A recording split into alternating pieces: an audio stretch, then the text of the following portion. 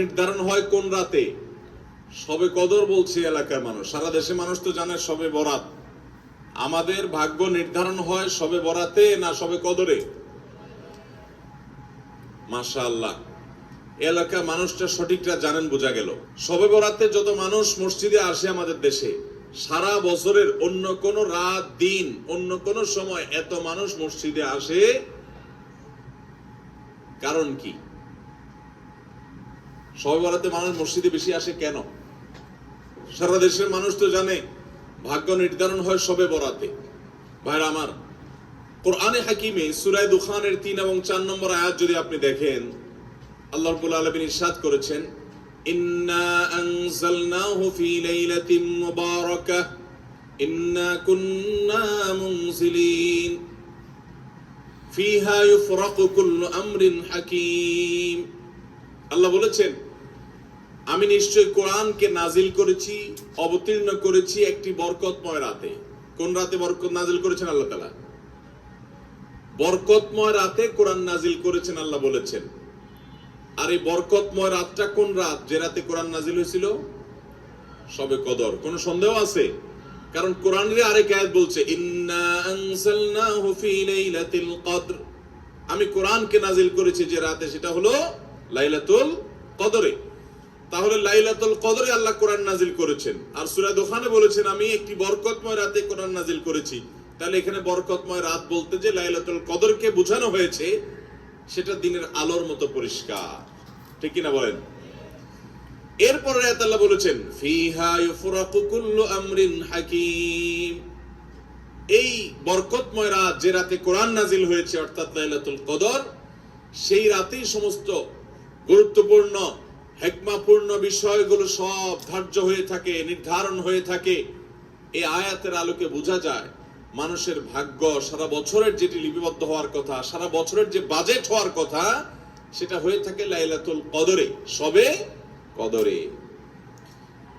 মধ্য শাবানের রাত, এ রাতে আল্লাহ তাআলা মানুষকে সাধারণ ক্ষমা ঘোষণা করেন। যাদের মনে হিংসা নাই, যাদের মনে মানুষের প্রতি বিদ্বেষ শত্রুতা নাই, এবং যারা শিরকে লিপ্ত না, এই মানুষগুলো ছাড়া বাকি মানুষগুলোকে মধ্য শাবানের রাত, যেটাকে আমরা শবে বরাত বলি, হাদিসের ভাষ্য শবে বরাত নয়, হাদিসের ভাষ্য হলো লাইলাতুন নিসফি মিন শাবান, সেই রাতে আল্লাহ রাব্বুল আলামিন বান্দাকে সাধারণ ক্ষমা ঘোষণা করেন। এটা একটা ভিন্ন বিষয়, কিন্তু বছরের সবচেয়ে শ্রেষ্ঠ রাত হলো লাইলাতুল কদর, যেই রাতে আল্লাহ তাআলা বান্দার ভাগ্য ঠিক করেন। এই রাতে যে ভাগ্য আল্লাহ নির্ধারণ করে থাকেন, সেই নির্ধারণটা যেন আমাদের অনুকূলে হয়, সেই নির্ধারণটা যেন আমাদের জন্য কল্যাণকর হয়। আল্লাহ যেন আমাদের ভাগ্যে ভালো কিছু লেখেন, খারাপ কিছু যেন না লেখেন। আল্লাহ যেন তাকদীরে আমাদেরকে ভালো কিছু দেন, মন্দ কিছু থেকে বাঁচিয়ে রাখেন। সেজন্য আমরা সবাই কামনা করি কি করি না? শুধু করি তা না, শবে বরাতে যত মানুষ মসজিদে আসে আমাদের দেশে, সারা বছরের অন্য কোন রাত দিন অন্য কোন সময় এত মানুষ মসজিদে আসে কারণ কি? শবে বরাতে মানুষ মসজিদে বেশি আসে কেন? কি কারণে আসে বলেন দেখি? সবচেয়ে বেশি মানুষ মসজিদে আসে কোন দিন? শবে বরাতে। কেন এই দিন বেশি আসে কেন? না একজন করে সিন্নি খাওয়ার জন্য? না, সিন্নি তো অন্য দিনও দেয়। এই রাতে বেশিরভাগ মানুষ মসজিদে যায় বা ইবাদত বন্দেগী করে যার যার মতো করে। বেশিরভাগ মানুষের ধারণা হলো যে এই রাতে ভাগ্য ঠিক হয়। যেহেতু ভাগ্য ঠিক হয়, ভাগ্য নির্ধারণ হয়, সেই জন্য এই রাতে মসজিদে যায় ভিড় জমায়, যে একটা রাতে ইবাদত বন্দেগী করে যদি ভাগ্যটা নিজের অনুকূলে লিখে নেওয়া যায়, সারা বছরের ভালো কিছু লেখায় নেওয়া যায়, তাহলে তো সারা বছর ভালো থাকা যাবে। এই জন্য ওই একটা রাতে একটু বেশি ইবাদতবন্দি করার চেষ্টা করে, ঠিক না বে ঠিক? ভাইরা আমার, প্রথম কথা হলো ভাগ্য নির্ধারণ এই রাতে নয়, বরং লাইলাতুল কদরে হয়। দ্বিতীয় কথা হলো ভাগ্য নির্ধারণের জন্য একটা রাত মসজিদে গিয়ে ইবাদত বন্দেগী করলেই আমার ভাগ্য নির্ধারিত হয়ে যাবে বা ভাগ্য ভালো কিছু লেখা হয়ে যাবে ভাগ্যে, এরকম কোন কথা কোরআন বা হাদিস থেকে পাওয়া যায়? কোরআন হাদিসে কি পাওয়া যায়? সূরা নাহাল আয়াত নম্বর 97। সূরার নাম সূরা নাহাল, আয়াত নম্বর কত? 97। আল্লাহ রাব্বুল আলামিন ইরশাদ করেছেন, মান আমিলা সালিহাম মিনকুম মান আমিলা সালিহাম মিন যাকারিন আও উনসা ওয়া হুয়া মুমিন। পুরুষ হোক আর নারী হোক, যে কোনো ব্যক্তি যদি ঈমানদার অবস্থায় ভালো কাজ করে, পুরুষ হোক কিংবা মহিলা, যে কেউ যদি ভালো কাজ খুঁটে খুঁটে খুঁটে নেক আমল করে, ভালো ভালো নেক কাজ, কোরআন হাদিসে নির্দেশিত কাজ, আল্লাহ যা করতে বলেছেন, রাসূল সাল্লাল্লাহু আলাইহি ওয়াসাল্লাম যা করতে বলেছেন, যদি সে কাজগুলো করে, এমত অবস্থায় করে যে সে ঈমানদার, অর্থাৎ ঈমান থাকতে হবে, ঈমান আছে এই অবস্থায় যদি নেক আমল করে, তাহলে কি হবে?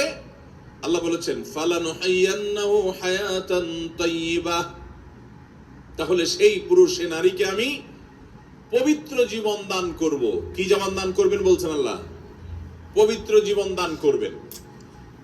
এই পবিত্র জীবনে মানুষ সুখী থাকবে, এই পবিত্র জীবনে মানুষ সমৃদ্ধ থাকবে, এই পবিত্র জীবনে মানুষ ভালো থাকবে, নেক থাকবে। ওয়ালানাজজিয়ান্নাহুম আজরাহুম বিআহসানি মা কানু ইয়ামালুন। এবং এই ঈমানদার নারী পুরুষরা যদি নেক আমল করে, ভালো কাজ করে যদি সব সময়, তাহলে সেক্ষেত্রে আল্লাহ বলেছেন তারা যে ভালো কাজ করেছে ওইটার সবচেয়ে উত্তম বিনিময় আমি তাদেরকে দান করব। তাহলে এই আয়াত থেকে প্রমাণ হয়, যদি কেউ ঈমান আনার পর নেকামল করতে থাকে, নেকামল করতে থাকে, একদিনের নেকামল নয়, এক রাতের নেকামল নয়, সারা বছর জুড়ে সারা জীবন ধরে ভালো কাজ করার চেষ্টা যদি কেউ করে, আল্লাহ তাআলা তাকে পবিত্র জীবন দিবেন, সৌভাগ্যবান মানুষের জীবন দিবেন, সুখী মানুষের জীবন দিবেন। এখান থেকে বোঝা যায় কি, ভাগ্য নির্ধারণের জন্য এক রাত আমল করতে হবে নাকি সারা বছর? সূরা আরাফ আয়াত নম্বর 96। সূরা আরাফ আয়াত নম্বর কত? 96। আল্লাহ বলেছেন, ওয়ালাউ আন্না আহলাল কুরা আমানু ওয়াত্তাকাউ, যদি কোন জনপদের লোকেরা ঈমান আনে আর তাকওয়া অবলম্বন করে। তাকওয়া কি? তাকওয়া হলো আল্লাহর ভয়ে সে আল্লাহর নির্দেশগুলো মানে আর হারামগুলো বর্জন করে। এরকম যদি কেউ করে, লাফাতাহনা আলাইহিম বারাকাতিম মিনাস সামাই ওয়াল আরদ, আল্লাহ বলেছেন তাহলে ওই ব্যক্তিকে আসমান এবং জমিন থেকে সমস্ত বরকত সমূহের দুয়ার সবগুলো তার জন্য খুলে দেওয়া হবে।